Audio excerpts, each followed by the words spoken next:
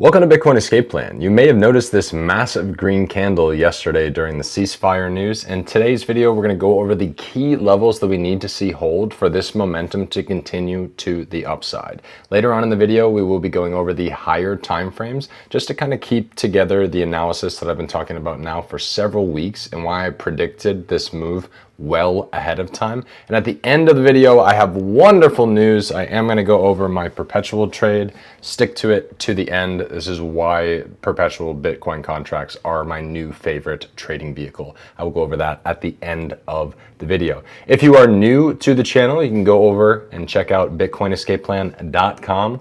Every week on Monday, I release an in-depth newsletter that breaks down the price levels across the different timelines and a couple other goodies in there for you to go check out. bitcoinescapeplan.com. All right, let's get into the video. So right here, this is right around the ceasefire news yesterday. Obviously, Bitcoin reacted very favorably to that. What is most important about that is that we reclaimed this downtrend anchored VWAP. You can go check out my courses in the top right-hand corner where I go over into that more in detail. But essentially, this one is drawn from the downtrend of 126.2K in October. And it continues to show up across time frames and just kind of give us an accurate picture of the direction that the price is trending towards. Since we have broken back above the bottom band, what that means is we will start trending towards the middle band, which is currently at 83.8K. I do not believe that we get there, but that's how it works, is when it breaks one, it will head towards the other. I believe that we are most likely going to experience resistance right here at this trend line. This one is also drawn from the 126.2K all-time high in October. And basically what we're waiting now is to see some confirmation of, this is the 59.9K uptrend line from February 2nd. We've broken it now a couple times. Technically, I should be moving it to the bottom of these wicks. I'm just going to leave it personally. I'm not too worried about it. Same thing as this is the middle band of the Elder VWAP, which is just the anchored VWAP that I've drawn from 2011 until now, and we are comfortably above that. So I'm not going to worry about that one right now, but this is very telling. We had multiple interactions with that blue trend line, and that's pretty much what we're going to expect in the next couple weeks now. We have roughly 2 weeks for this ceasefire to continue, which lines up, like I've been saying, with right around April 23rd, April 24th, being we're going to be on one side of this trend line and one side of this trend line. And that's going to tell us pretty clearly which direction the price is moving. Now, in a higher time frame, I'll go over what I believe is going to happen for that. But in the short term, what you need to pay attention to, we've had multiple 4-hour closes right around that 71.6K pivot. We broke through it initially and then kind of struggled after that big initial move.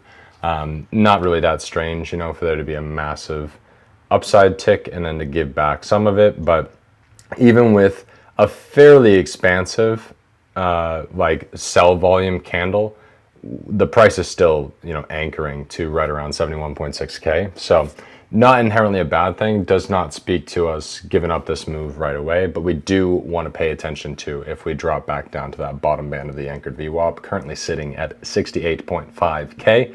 That's going to be very important. However, it does look like these Fibonacci pivots will potentially act as support.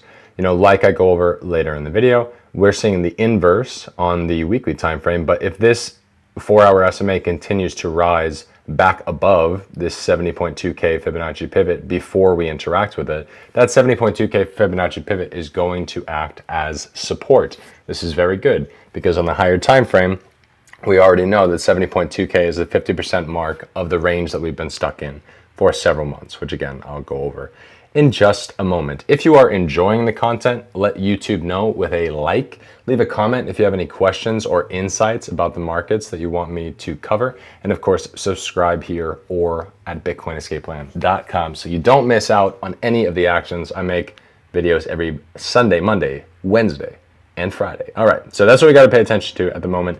71.6K, it's not giving it up yet, but it would likely trend down towards that 70.2K, and we would just want to see that form as support before moving forward. That's pretty much it for the 4-hour time frame. Let's jump over to the higher time frames. Same story, different day. So as I've talked about many times in several videos now, this is what we want. We want the price to be above about 70.2, 70.3K, because that is the 50% mark of this range that we've been stuck in. Now, why am I so militant about that being the range? Just because if we are below that point, it puts us more pressure towards 64K.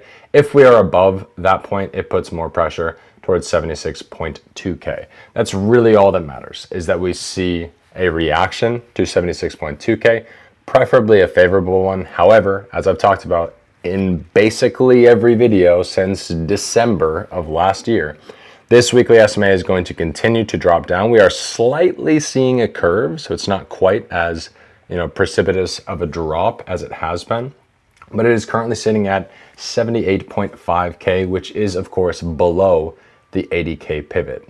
So what I'm expecting to happen is this is going to have an interaction with this Fibonacci pivot, and all that really matters for us is either the price has an interaction with it first, or the weekly SMA breaks down below it. And that's really going to be determined upon where we close this week. Now, a baseline good point for bullishness would be anything above 72.8K. As you can see, that's, I believe, currently we went right to that. We went right to 72.8K and then bounced down. There's still plenty of time in the week. It's only Wednesday, so there is still plenty of time for us to have bullish momentum going forward. I did see as well that they did release an update about the Genius Act yesterday, and it is not good. That's all I really have to say about it. I said this on Threads already, but the two things that really jumped out to me most about it are stablecoins are not FDIC insured. That's obviously not good, because the government is directly incentivizing the banks to push as many of these stablecoins as possible on people. And if they are not FDIC insured, that just puts most of the risk on the individual holding the stablecoins, regardless of the fact that that's how we're pinning up the US dollar. Like literally, if the banks don't continue to pump these stablecoins, then there is no buyer of short-term US treasuries and cash equivalents. Not China, not Russia, not Japan. There is no buyer unless people, human beings, buy stablecoins at an unprecedented rate. That is the only way that the US dollar does not collapse. There's your history lesson. So what we are waiting for at the moment, essentially based on that news, is we still have until July for the finalization of that law. But they also, I believe the rule that they passed is that stablecoins cannot issue yield, which is obviously really bad news for crypto companies, because that's how they make a significant amount of money, is getting customers to leave their coins static on the exchange in exchange for yield. So if they're not allowed to do that, that's going to really put pressure on crypto companies to come up with other creative ways to beat the banks at their own games, essentially. That's going to put negative pressure on the price. So it doesn't really change anything that I've been saying. I've been saying the same thing since December. I just thought it was going to be up here at 96, and obviously it is not. What we would expect to see at this point is another failure of the weekly SMA that results in downside momentum. Probably that holds right around 64K, and then I would expect one more lower high attempt in July, and then we would fully lose it after July. That's when the Genius Act would be finalized. That's when the banks are going to start making their announcements about the different stablecoin partners that they're going to work with. And then the price of Bitcoin will puke off a cliff until Q4. And then they'll release the stablecoins in January, and then the money and liquidity will return to the market. That's how I see it. That's, just me personally. That's based on reality and kind of reading between the lines of what the news stories mean. So what evidence do I have that we're going to see this again? Well, in 2022, every time we had an interaction with the weekly SMA, it resulted to the downside. In 2018, every time we had an interaction with the weekly SMA, it resulted to the downside. And even if we go all the way to 2014, every time we had an interaction with the weekly SMA, it resulted to, you guessed it, the downside. We did have a little bit of pressure above it in this kind of middle portion of the year, but we're not really like that's not my base case that we're going to see that. This is also a completely different paradigm for Bitcoin. I mean, we're talking about this is when it was probably less than a $500 billion asset, even potentially less than 500 million at this point. That was a long time ago. Also, this is around when Bitcoin is legally rendered as property. So we have to think about that historically speaking. There are important regime changes that happen during certain predictable times during the year, and we are currently in one of them. So what I just said about Bitcoin becoming legal property in June, July of 2014, we're just seeing the same thing right now with the Stablecoin Acts. Like they're just legalizing the legislation around the Stablecoin Acts, which again is going to have the same effect on Bitcoin. It's going to be people are initially bullish on it, and then the reality that the liquidity is not coming yet is going to feed into the market, and then we're going to see a major sell-off. So that's what I would expect, is that we're going to continue to see this higher low form into, as I've said many times, right around here, April 23rd, 24th. Now we're seeing even more confirmation of that with Trump having this Iran ceasefire for the next 2 weeks. What is literally 2 weeks from now, like April 22nd, April 23rd. So that's when we would expect there to be a major trend shift at that time. And basically how I'm interpreting that is we're going to have released pressure for upside momentum that is still going to result the same way that it always does. It's going to result in a failure of the weekly SMA. I don't really care if it goes slightly higher.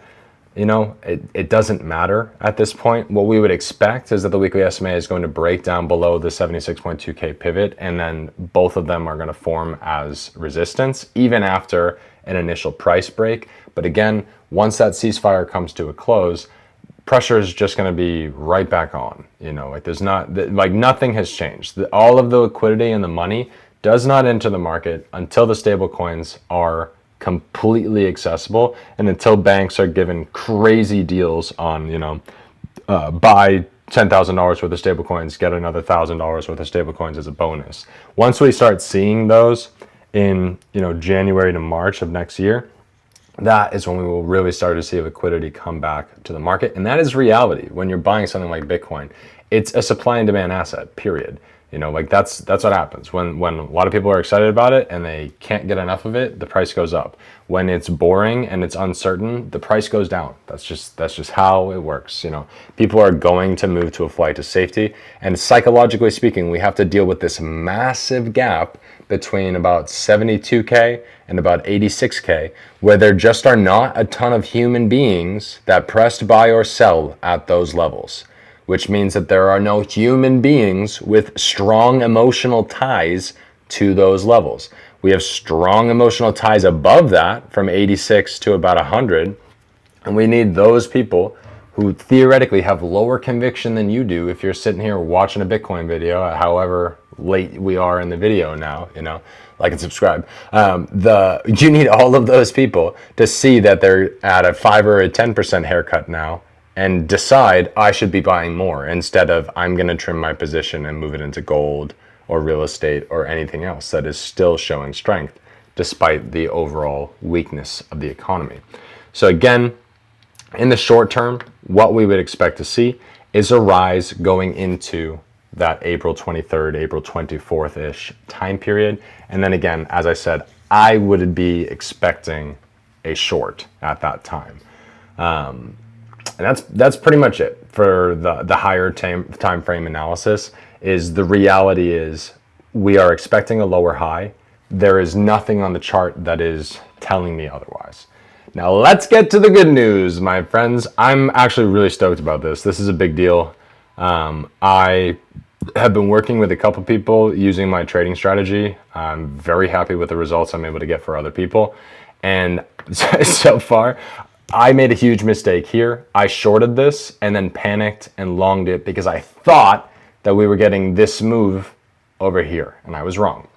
Which means I've been in loss on this position basically for 3 weeks now. You know, where I've had to miss out on all of these trades because I'm just sitting there. I don't have a ton of cash in that position. I think I have like $1,000 in there basically that I'm just like learning with and playing around with.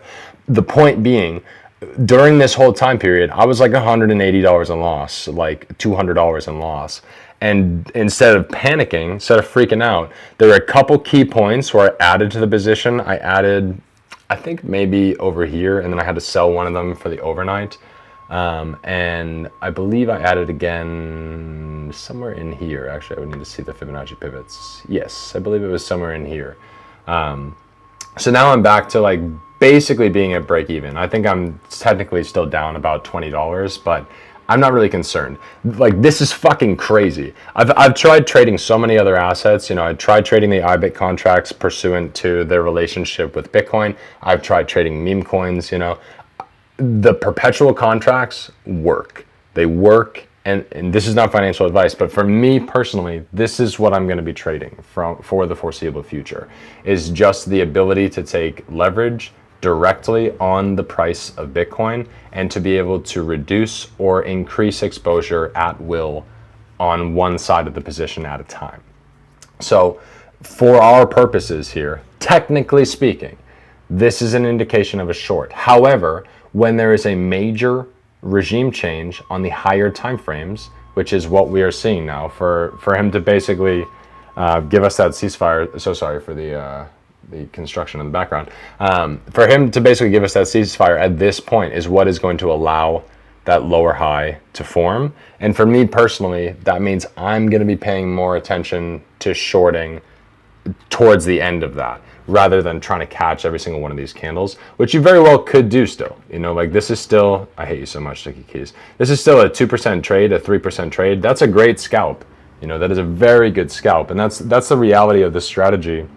As I was talking to someone about it, as I was explaining to them the other day, the reason why I like this strategy, where I'm taking entries based on the bottom or the top Bollinger Band, is like, probabilistically speaking, when there is a break of the Bollinger Band, it is very common for the price to go at least 1% in the other direction before then either continuing or reversing. What that means is that an overwhelming majority of these trades, you can take a 1% profit, which does not sound like a big deal, but at 10x leverage, it's like getting a bunch of 10% trades in a row dramatically increases your account without having to take a significant amount of risk. So what we're looking for primarily is we want two candles to close next to each other.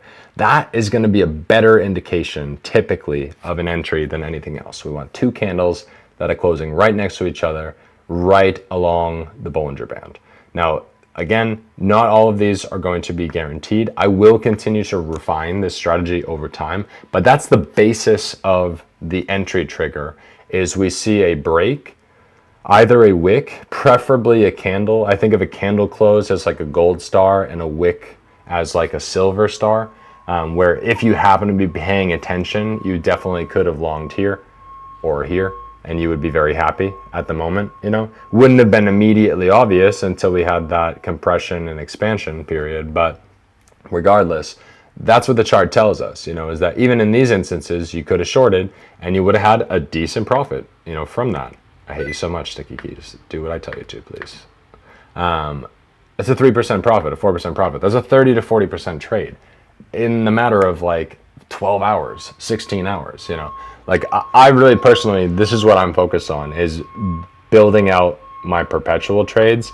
I may add exposure to Ethereum or Solana over time, just because, you know, we're getting for this move for Bitcoin, which I think was what was it, like 5%, that Solana move is closer to 10 or 15%. So there is some argument, I think, to just basically trading the other perpetuals as leverage exposure to Bitcoin. So you're getting 10x leverage on your other leveraged assets, basically. So it can get a little wacky, but I would be more focused, I think, on, I want to pay attention to those within the broader context of where we are in the cycle. So again, on April 23rd, April 24th, it may make sense to also short Solana and Ethereum if the plan is going accordingly with Bitcoin. I'm still, like I said, because I am managing a small position of only $1,000, I am just focused on managing the Bitcoin position. I want to get so good at managing this position that I don't have to even worry about other assets, and I just do it for fun, essentially. The main point, the main lesson from this is I, again, was down $200, which I think was like 50 to 70% of what I had put in, for the contracts. For that entire time period, for those 3 weeks, I was down and I didn't panic. I added when I had the ability to, and I didn't panic. And that is the important part. When you're doing this with meme coins, when you are doing this even with other assets that are not Bitcoin or option contracts, you do not have that same guarantee. And again, I deserve to lose money on this trade, period. I deserve to lose money on this trade. I'm still going to close the trade in profit. That's crazy. Do you understand? Like, that's crazy. I was correct. I would have had 130% profit, which would have been beautiful. I definitely would have taken that over sitting in loss for 3 weeks. And now I have the ability to add to my position as it is dropping. And now I'm like, again, I think I'm like $19 in loss right now. And I would assume that we're going to continue to the upside with this momentum, which means very shortly I'm going to be in profit on this trade where I had to sit in uncertainty for 3 weeks. But I have the ability to close it in profit instead of in loss. That's nuts. There are very few assets that will give you that opportunity.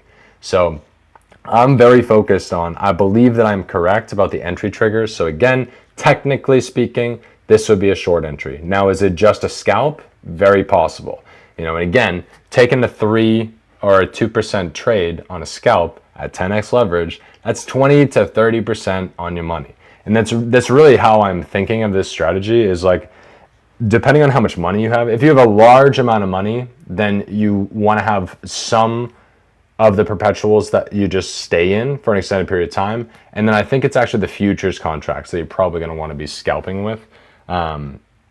I, at the moment, again, am just basically managing the perpetuals, but you're only allowed to be on one side of the trade. So say that you bought over here and you're long now, you can't suddenly short it at here. You would have to buy a futures contract instead of a perpetuals contract. Or again, if you're trading on, this is just for the Coinbase Nano BTC perpetual futures is what I'm talking about. If you're trading on BitUnix or Bybit or something else, you can trade an isolated position where you're able to open longs and shorts at the same time. I'm not doing that. I'm just doing it with Coinbase.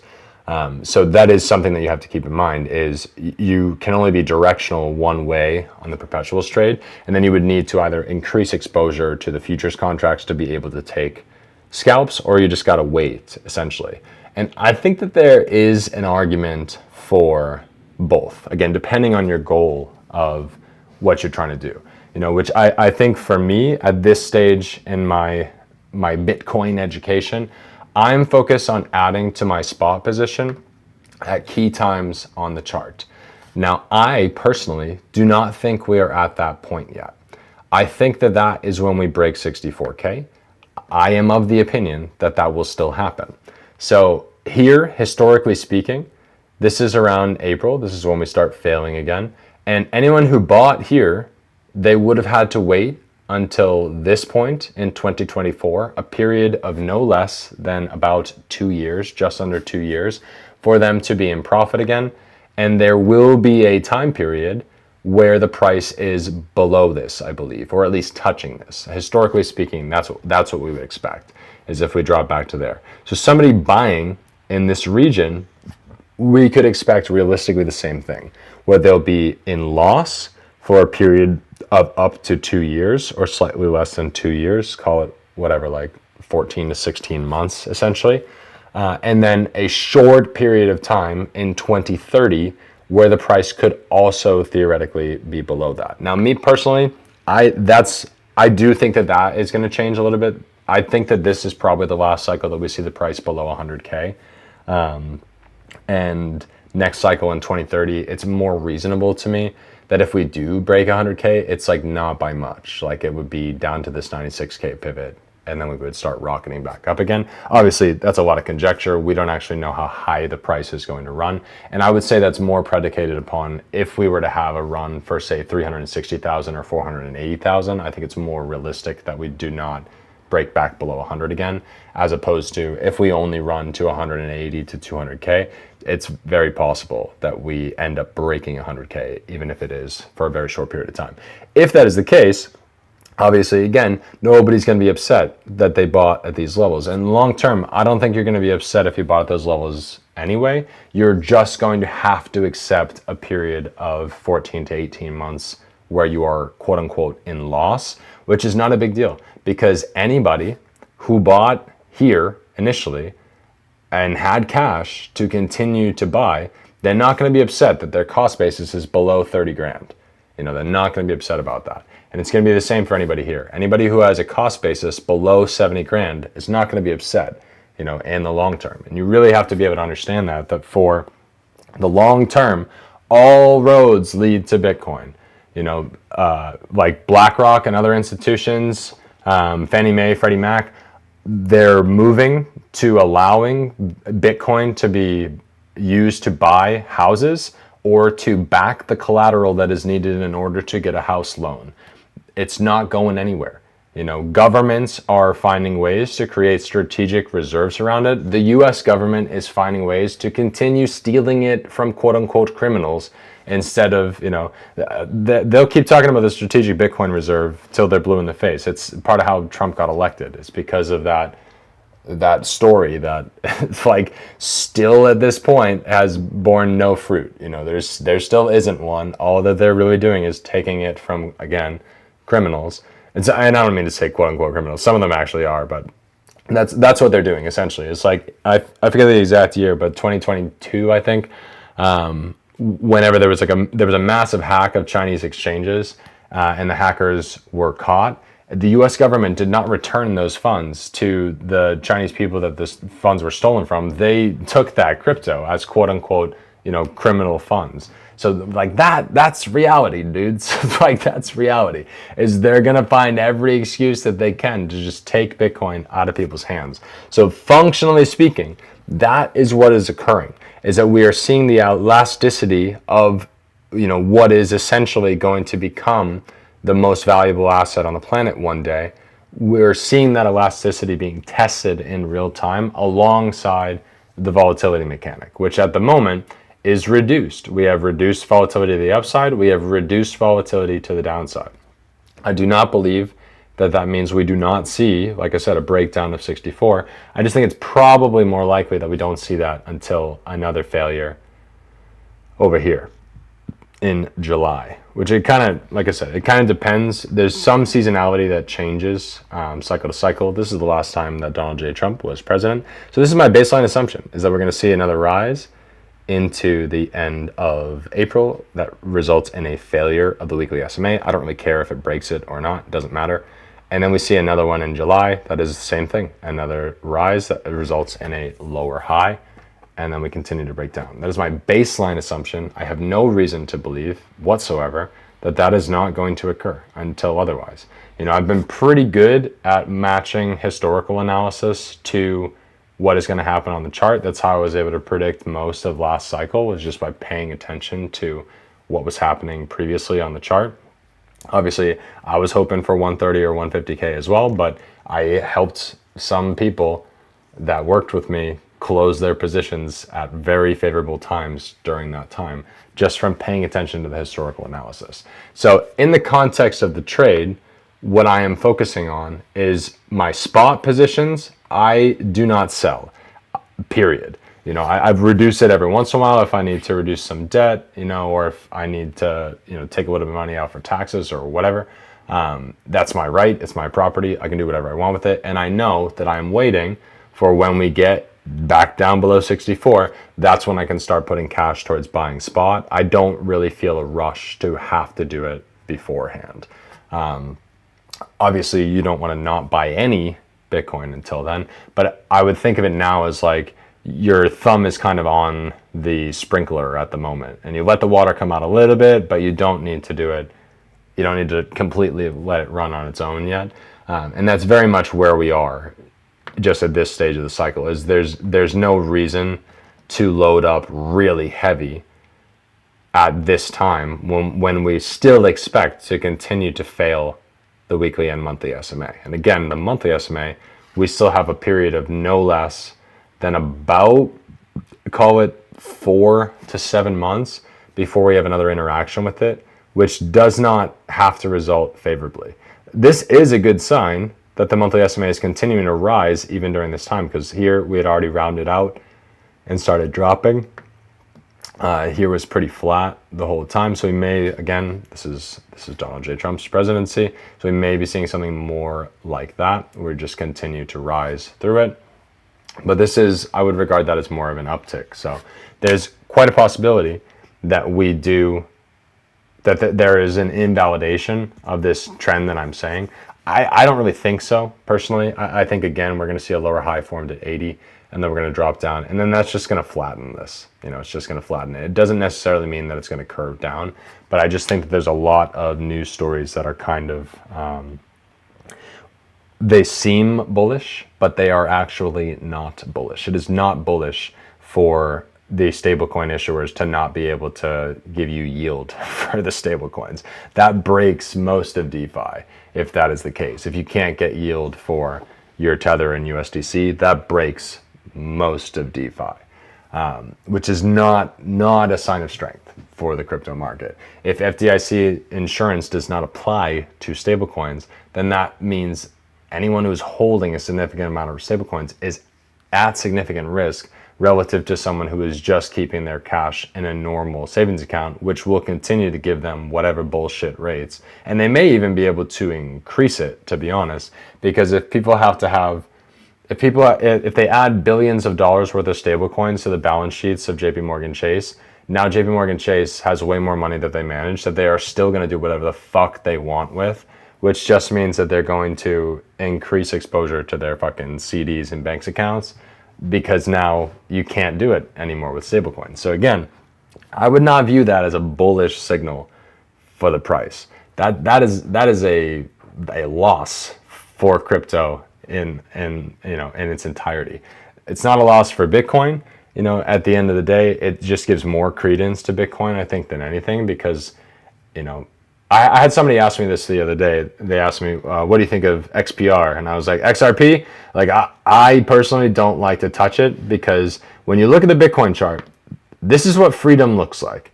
Freedom looks like everybody gets a shake, Everybody gets an opportunity to buy it at certain times, and everybody gets an opportunity to trim some off the table if they want at certain times. That's not what XRP looks like. I'm not going to disgrace my screen right now with the XRP chart, but it's long periods of time of boredom, a big old pump to the upside, a slow descent back into hell, long periods of boredom, followed by a big old jump to the upside. Like, it does not favor the human being who is holding the asset. You either have to be comfortable with your money sitting in one place and other people dictating what happens with it, which again runs counter to the whole point of Bitcoin, or you can have access to one that is less volatile, more predictable, and again, for me, I now also can trade off of it pretty reliably. You can get these scalp trades where, I don't know, for me, I don't really need to focus on anything else. I'll continue to add exposure to things like NVIDIA once we've seen it drop, and possibly even STRC, the MicroStrategy preferred stock. I'm a little hesitant to see the full extent of how this cycle plays out for Strategy, to be honest. But I have MicroStrategy, Hood, and Coinbase in an IRA, and I will add exposure to those three stocks in particular. Once we have seen the local bottom for Bitcoin, they will outperform Bitcoin, but it's not really like, I think it's acceptable to take those assets as trades. I do not think it's acceptable to have them as a replacement for a store of value. Bitcoin still does that the best. I talk about that more in my book. I'm so sorry that it's not out yet.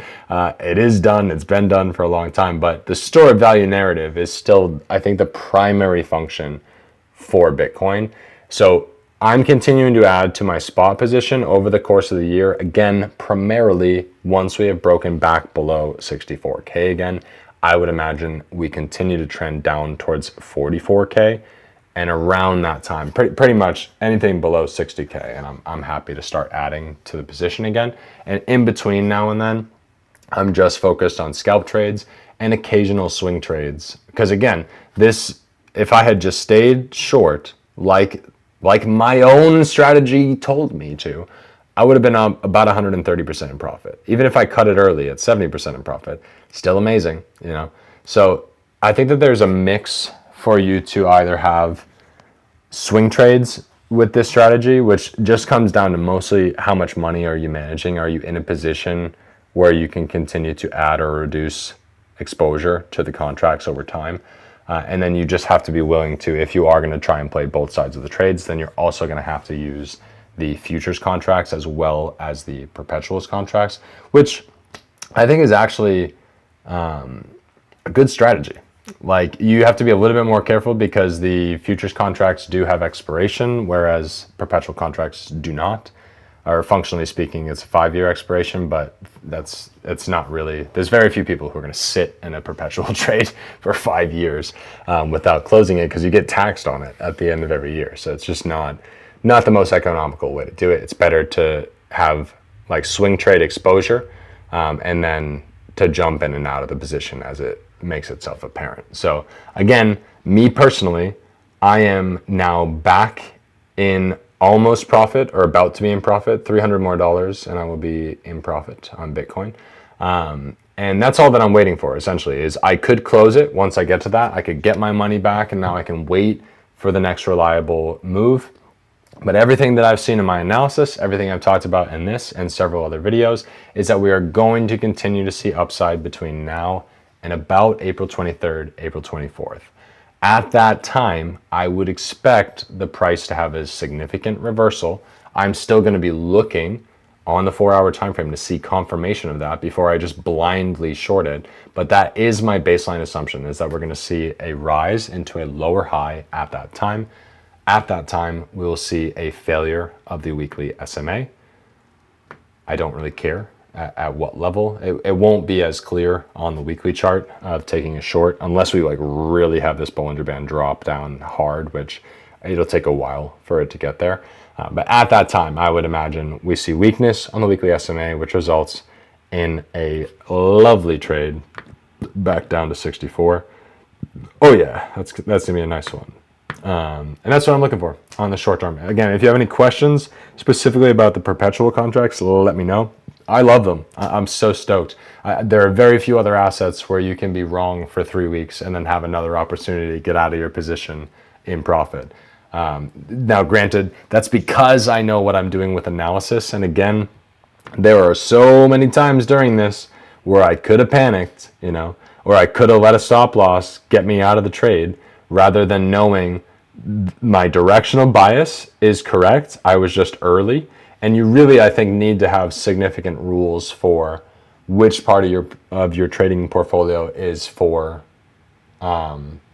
like trend exposure and which part of your portfolio is for scalps. I have not really, I'm just doing perpetuals at the moment, which means technically I'm just doing trend exposure until I'm at a position where I feel comfortable exiting this and then flipping to the other trend. But that's pretty much all you would do, is you would layer futures and perpetuals in order to be able to have exposure to both sides of the trade, rather than only being able to have exposure to one side of the trade. If you have any questions, let me know down below. I will, of course, be back on Friday with another video, just giving an update, see how close we get to the 76.2K pivot. Thank you so much. I will see you then. Subscribe at BitcoinEscapePlan.com. Have a great day, everybody.